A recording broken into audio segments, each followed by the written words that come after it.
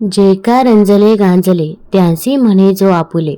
माणुसकीची खरी व्याख्या जगाला सांगणाऱ्या जगद्गुरू संत तुकाराम महाराज यांना बीज दिनानिमित्त त्रिवार वंदन. भक्तीचा सोपा मार्ग आणि विठ्ठलाप्रती अढळ निष्ठा ज्यांनी शिकवली अशा तुकोबांच्या चरणी नतमस्तक. संत तुकाराम बीज निमित्त विनम्र अभिवादन. नमस्कार मंडळी. तर आज आहे संत तुकाराम बीज. तर मी तुम्हाला संत तुकाराम बीजची कथा सांगणार आहे. तुकाराम महाराज वैकुंठाला कसे गेले, त्याच सोबत या दिवशी अगदी देहूला अंगारकी वृक्ष कसा हलतो, या दिवशी देहूला कोणता चमत्कार घडतो याची देखील माहिती देणार आहे. त्यामुळे व्हिडिओ स्किप न करता शेवटपर्यंत जरूर बघा. चॅनलवरती नवीन असाल तर चॅनल लाईक करा आणि सबस्क्राईब देखील करा. तसेच कमेंटमध्ये रामकृष्ण हरी लिहायला विसरू नका, जेणेकरून आपल्याला देखील पांडुरंगाचा आशीर्वाद नक्कीच प्राप्त होईल. संत तुकाराम महाराज हे महाराष्ट्राच्या भक्ती परंपरेतील एक अजरामर नाव आहे. त्यांच्या अभंगामधून विठ्ठल भक्तीचा ओघ वाहतो आणि सामाजिक सुधारणांचा संदेश मिळतो. दरवर्षी फाल्गुन कृष्ण द्वितीयेला साजरा होणारा तुकाराम बीज हा दिवस त्यांच्या सदेह वैकुंठ गमनाची स्मृती जागवतो. संत तुकारामांचा जन्म पुणे जिल्ह्यातील देहू गावात इसवी सन 1598 किंवा 1608 मध्ये झाला. त्यांचे पूर्ण नाव तुकाराम बोल्लोबा अंबेले होते. त्यांचे वडील बोल्लोबा आणि आई कनकाई हे विठ्ठल भक्त होते. त्यांचे पूर्वज विश्वंभर बाबा हे पंढरपूरच्या यात्रा करणारे एकनिष्ठ भक्त होते. तुकारामांचे कुटुंब हे देहू गावातील प्रतिष्ठित सावकार होते, ज्यांना कर वसुलीचा अधिकारही होता. तुकारामांच्या जीवनात अनेक दुःखे आली. वयाच्या 18व्या वर्षी आई वडिलांचा मृत्यू झाला. त्याच वेळी भीषण दुष्काळात त्यांची पहिली पत्नी आणि लहान मुलं उपासमारीने मरण पावली. दुसरा विवाह जिजाबाई आवली यांच्याशी झाला, पण त्या कर्कश स्वभावाच्या होत्या. या विपत्तीने तुकारामांचे मन प्रपंचापासून विरक्त झाले. ते देहूजवळच्या भावनाथ पर्वतावर जाऊन विठ्ठल नामस्मरणात रमू लागले. स्वप्नात बाबा चैतन्य नावाच्या संताने त्यांना रामकृष्ण हरी मंत्राची दीक्षा दिली. त्यानंतर तुकारामांनी 17 वर्ष जगाला भक्तीचा उपदेश दिला. ते वारकरी संप्रदायाचे प्रमुख संत झाले. त्यांनी सुमारे 4500 अभंग रचले, जे तुकाराम गाथा नावाने संग्रहित आहेत. त्यांच्या अभंगामध्ये भक्ती, समता, दया आणि सामाजिक सुधारणांचा आग्रह दिसतो.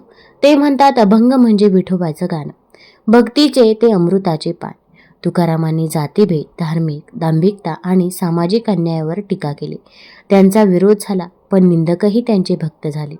ते शिवाजी महाराजांनाही भेटले असल्याच्या दंतकथा आहेत. त्यांचा मृत्यू इसवी सन 1649 किंवा 1650 मध्ये झाला, जेव्हा ते कीर्तन करताना सदेह वैकुंठाला गेले असा विश्वास आहे. तुकाराम बीज हा संत तुकारामांच्या पुण्यतिथीचा दिवस आहे. फाल्गुन कृष्ण द्वितीयेला साजरा होतो. ज्यांना अखंड विश्वाची माऊली म्हटलं जातं, त्या संत ज्ञानेश्वर माऊलींनी जीवन जगावं कसं यासाठी वारकरी संप्रदाय तयार केला. म्हणजेच या वारकरी संप्रदायाचे जे मंदिर आहे, हे मंदिर पूर्ण करण्यासाठी वारकरी संप्रदायाचं अनेक संतांनी कार्य केलं, जसं की संत नामदेव. आणि या वारकरी संप्रदायाचा मंदिराचा जो कळस आहे, हा कळस होण्याचा बहुमान संत तुकाराम महाराजांना दिला जातो. एवढं अफाट मोठं कार्य संत तुकाराम महाराज यांचा जन्म देहू गावामध्ये झाला.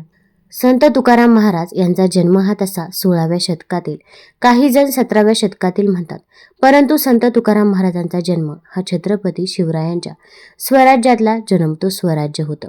त्यावेळी संत तुकाराम महाराजांचा जन्म वसंत पंचमीचा माघ शुद्ध पंचमीला झाला. संत तुकाराम महाराजांचे वडील भोलोबा पंढरीच्या पांडुरंगाचे भक्त म्हणजे वारकरी त्यांच्या पाठीमागच्या 4 ते 5 पिढ्या वारकरी होत्या. आणि विशेष म्हणजे संत तुकाराम महाराजांचा जन्म म्हणजे पांडुरंगाच्या विठ्ठलाने दिलेला हा प्रसादच. पंढरीच्या पांडुरंगाने स्वतः सांगितलं होतं भोलोबांच्या पत्नीला म्हणजेच कनकाई मातेला की तुमचा होणारा मुलगा अफाट भक्ती करणारा असेल, प्रत्येक क्षण तो भगवंताची भक्ती करेल. आणि त्या देवाने सांगितल्याप्रमाणे संत तुकाराम महाराज यांचा जन्म झाला. कनकाई मातेच्या पोटी बाळ हळूहळू मोठं होऊ लागलं आणि ज्यावेळी संत तुकाराम महाराजांना बोलायला येऊ लागलं, तेव्हापासूनच भगवंताची भक्ती चालू झाली. देवाचं नामस्मरण. संत तुकाराम महाराजांचे वडील सावकार होते. सावकार नुसते सावकार सावकारच नाही, महाजनकी त्यांच्याकडे होती. त्या परिसरातील मित्रांनो, महाजनकी म्हणजे सावकाराला कर्ज देणारे सावकार. एवढी अफाट संपत्ती, अफाट जमीन, धनदौलत भरपूर होती. संत तुकाराम महाराज आपल्या संसारामध्ये थोडंसं लक्ष घालू लागले होते आणि भगवंताचे नामस्मरण चालू होतं. परंतु त्याच वेळेस मोठे झाले महाराज आणि संत तुकाराम महाराजांच्या वडिलांचे त्या ठिकाणी निधन झालं आणि संसाराची जिम्मेदारी सगळी संत तुकाराम महाराजांवरती पडली. महाराज आपल्या संसारामध्ये लक्ष घालत होते. संसाराचा गाडा हा उत्तम प्रकारे चालवला होता. परंतु मित्रांनो, त्याच वेळेस देहूच्या परिसरामध्ये फार मोठा एक दुष्काळ पडला. इतका दुष्काळ मोठा होता की विहिरींना पाणी सुद्धा राहिलं नाही. विहिरी आटल्या होत्या. जनावरांना खायला काही नव्हतं. जनावरं लोकांनी सोडून दिली होती. डोंगराने झाड पालकं खाणं सुद्धा राहिलं नाही. झाडं वाळून गेली होती. भुकेने तहानेने जनावरे मरू लागली. लोकांना सुद्धा खायला नव्हतं. आणि त्यावेळेस संत तुकाराम महाराजांनी आपलं स्वतःचं धान्याचं खोटार खाली करून दिलं आणि लोकांना वाटलं, बघा, संत तुकाराम महाराजांच्या मनामध्ये भक्ती होती, दया होती आणि हे फक्त संतच करू शकतात. आणि एवढा हा दुष्काळ पडला होता. फार मोठा दुष्काळ होता. आणि त्यावेळी संत तुकाराम महाराजांनी गावातल्या ज्या लोकांच्या जमिनी होत्या, गहाण होत्या, त्या त्यांच्याकडे बघा. वडील सावकार असल्यामुळे प्रत्येक शेतकऱ्यांच्या जमिनी गहाण होत सगळी धनदौलत वाटून टाकली. आणि त्यांच्या मनामध्ये एक विचार आला, शंका निर्माण झाली की देव आहे का नाही. कारण देव जर असेल तर हा दुष्काळ का पडतो. देवाला हे दिसतं का नाही. जनावरं मरायला लागलेत. पाण्या वाचून तडफडून लोक अन्न करायला लागलेत. मग देव आहे तरी कुठे. ध्यान देऊ नये का मित्रांनो. कुठे या प्रश्नाचं उत्तर मिळवण्यासाठी संत तुकाराम महाराजांनी आपलं घर सोडलं. सगळं जमीन जुमला पैसा संपत्ती सगळी वाटून टाकली. फक्त राहायपुरतं घर राहिलं होतं. हे घरही सोडलं आणि जवळच असणारा भंडारा डोंगरावरती संत तुकाराम महाराज निघून गेले. झाडाखाली बसले आणि भगवंताचं नामस्मरण त्या ठिकाणी चालू झालं. प्रत्येक क्षण भगवंताने निर्माण केला आहे आणि त्या प्रत्येक क्षणावरती भगवंताचं नामस्मरण चालू झालंय. जय जय रामकृष्ण हरी, जय जय रामकृष्ण हरी असं नामस्मरण देवाचं चालू झालं. पंढरीच्या पांडुरंगाचे नामस्मरण चालू होतं. अन्न आणि पाणी काही घेतलं नाही. इकडे पत्नी घरी वाट पाहते, भाऊ वाट पाहतोय. परंतु या संसाराचा विचार न करता भगवंताचे नामस्मरण आणि या प्रश्नाचं उत्तर मिळवायचं. देव आहे तरी कुठे. मित्रांनो, त्या ठिकाणी कित्येक दिवस निघून गेले. भगवंताचं नामस्मरण चालू झालं. एवढी अफाट भक्ती की प्रत्यक्ष देवालाही काळजी वाटली. आपल्या भक्ताची आणि अखंड विश्वाचा मालक देवादिदेव विष्णुदेव स्वतः बालरूपामध्ये भंडारा डोंगरावरती आले आणि संत तुकाराम महाराजांना त्या ठिकाणी दर्शन दिलं. आणि देव आहे की नाही हा प्रश्न उत्तर त्या ठिकाणी संत तुकाराम महाराजांना मिळाला. पुढे नंतर अखंड या विश्वाच्या कल्याणासाठी संत तुकाराम महाराजांनी अभंगाची गाथा लिहिण्यास चालू केलं. दररोज भंडारा डोंगरावरती जायचं आणि अभंग लिहायचे. तर मित्रांनो, प्रत्यक्षात एकदा भगवान विष्णुदेव आणि संत नामदेव संत तुकाराम महाराजांना भेटण्यासाठी देहूमध्ये आले होते. आणि प्रत्यक्षात भगवंतांनी सांगितलं की तुकोबा, प्रत्येक क्षण महत्त्वाचा आहे. तुमच्या आयुष्यातला प्रत्येक क्षण. त्यामुळे संत नामदेवांचे स्वप्न तुम्हाला साकार करायचे, शतकोटी अभंगाचे, हे स्वतः भगवंतांनी संत तुकाराम महाराजांना सांगितलं. आणि संत तुकाराम महाराजांनी शतकोटी अभंग लिहून काढले होते. अभंगाची गाथा म्हणजे हा अमृताचा ठेवा आपल्यासाठी ठेवला बघा. परंतु या अभंग लिहिताना, ही गाथा लिहिताना ज्यावेळी जाती व्यवस्था होती, उच्चवर्णीय लोकांनी संत तुकाराम महाराजांना भरपूर त्रास दिला. अनेक अडचणी आल्या. गाथा लिहिताना गाथा लिहून पूर्ण झाली त्यावेळेला उच्चवर्णीय लोकांनी संत तुकाराम महाराजांची गाथा इंद्रायणीच्या डोहामध्ये टाकून दिली. महाराज त्या ठिकाणी अन्न पाणी न ग्रहण करता दगडावर बसले होते. बघा, तो दगड सुद्धा आता पुराव्याला आहे मंदिरात. आणि लक्षात ठेवा, देव आहे का नाही या प्रश्नाचं उत्तर परत ऐका. प्रत्यक्षात भगवंताला समजलं की तुकोबांची गाथा पाण्यात टाकली आहे. आणि त्यावेळी देवादिदेव विष्णुदेवांची पत्नी म्हणजे स्वतः लक्ष्मी मातेनं या गाथेचं रक्षण पाण्यामध्ये केलं. आणि जशीच्या तशी गाथा, संत तुकोबांची गाथा, अमृताचा ठेवा संत तुकाराम महाराजांच्या हाती आणून दिला. ही सत्य घटना आहे. प्रत्यक्ष देव आहे का नाही. संत तुकाराम महाराजांनी अभंगाची गाथा लिहिली. 4,500 अभंगाची गाथा आजही उपलब्ध आहे. आणि संत तुकाराम महाराजांच्या अभंगातून या मृत्यू लोकांमध्ये जीवन जगावं कसं, देवाची भक्ती करावी कशी आणि देवापर्यंत पोहोचावं कसं, साध्या सोप्या भाषेत लिहून ठेवलेली ही गाथा म्हणजे हे आपल्यासाठी अमृत आहे. एवढं मोठं कार्य जगद्गुरू संत तुकाराम महाराजांनी केलं. एवढंच नाही तर सुंदर असे स्वराज्य निर्माण केलं. स्वप्नावाणी सुंदर छत्रपती शिवाजी महाराजांनी आणि छत्रपती शिवाजी महाराजांचे आध्यात्मिक गुरु संत तुकाराम महाराज होते. अनेक पुरावे आपल्याला आजही सापडतात.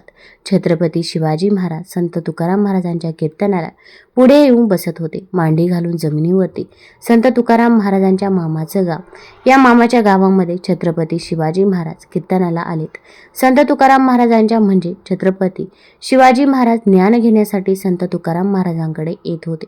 संत तुकाराम महाराजांचं एवढं कार्य मोठे आहे की हे स्वराज्य निर्माण करण्यासाठी, तो काळ एवढा भयानक होता की हे कार्य निर्माण करण्यासाठी, हे स्वराज्य निर्माण करण्यासाठी छत्रपती शिवाजी महाराजांना तरुण मुलांची गरज होती. म्हणजे यवनाविरुद्ध लढण्यासाठी मावळे पाहिजे होते, सैन्य पाहिजे होते. संत तुकाराम महाराजांनी आपल्या कीर्तनातून ज्या ज्या गावांमधील जाई त्या गावात संत तुकाराम महाराज स्वराज्याबद्दल सांगत होते. तरुण मुलांना त्या ठिकाणी माहिती देत होते की छत्रपती शिवाजी महाराजांच्या सैन्यात भरती व्हा. मित्रांनो, हजारो तरुणांना संत तुकाराम महाराजांनी प्रेरित केलं. स्वराज्यामध्ये लढण्यासाठी विचार करा. स्वराज्य निर्माणामध्ये तेवढं मोठं कार्य संत तुकाराम महाराजांचे. संत तुकाराम महाराजांचं हे सगळं कार्य पूर्ण झालं म्हणजे गाथा लिहून झाली. देव आहे का नाही या प्रश्नाचं उत्तर मिळालं.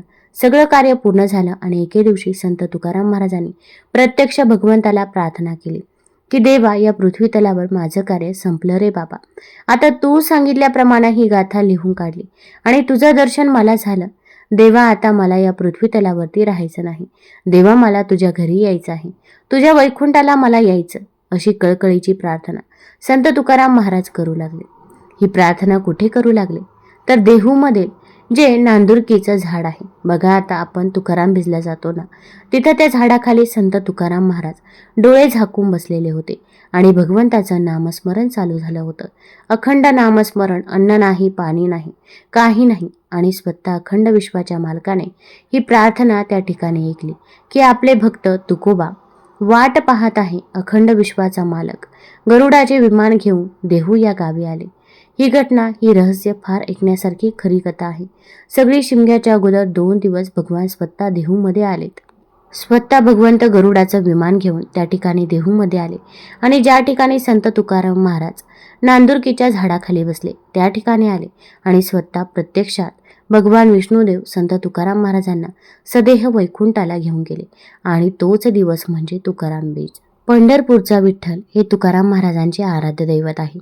देहूला आजही वैकुंठ गमन झालेल्या स्थानी एक चमत्कार पाहायला मिळतो आणि हा चमत्कार पाहण्यासाठी लाखो भाविकांची गर्दी देखील होते.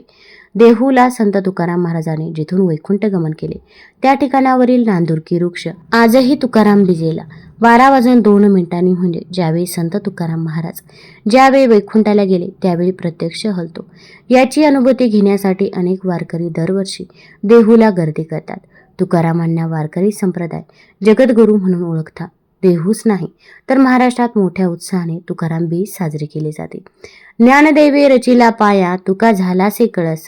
वारकरी संप्रदायात कळस झालेल्या संत तुकारामांची आज बीज आहे. ज्या तुकारामांनी विश्वाला वारकरी संप्रदायाचा पाठ दिला, अध्यात्माची शिकवण देऊन भक्ती मार्गाला लावले, अशा तुकाराम महाराजांचा वृक्ष हलतो.